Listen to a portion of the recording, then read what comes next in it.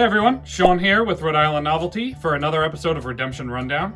Today, we're talking about markups. So we basically want to talk about how much you should mark up your product. So if you're paying $1 for a piece, how many tickets should it be?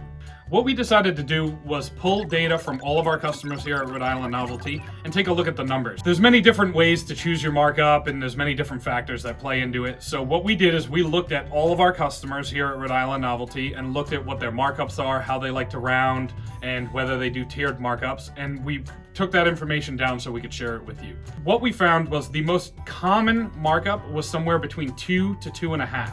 About 63% of our customers have a markup in this range. So the most common markup that our customers use is a 2-time markup.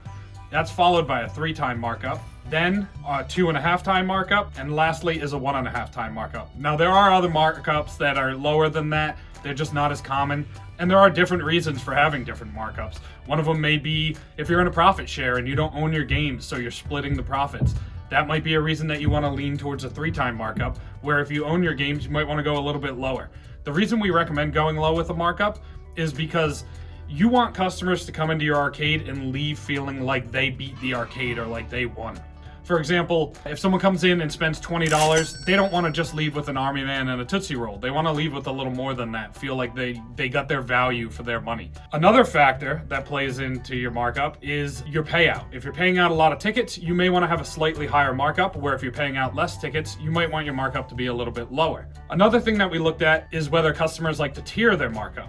So some customers will, as they get to higher ticket items, they'll lower their markup. These items sit around for a while, the ticket values are very, very high, so customers need to save up to redeem them. If you typically do a 2-time markup, customers might drop that to a 1.5 or a 1.25 markup to kind of make it a little more attainable. The last thing we want to talk about is rounding. Most of our customers like to round their ticket values up to a nice even number.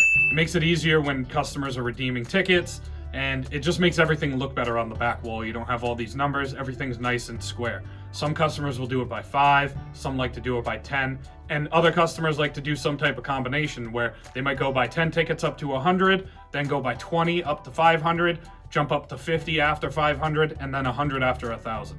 So there's many different ways you can do this, and there's many things to take into account when picking your markup.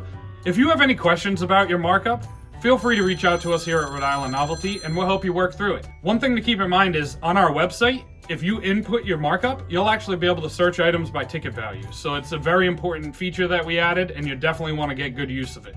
Now that we've discussed markups, please keep in mind that we are able to provide EPLs for your cashless card systems. If you're not currently receiving one, reach out to your sales rep now so we can make sure you get them in the future. Thanks for watching, everyone.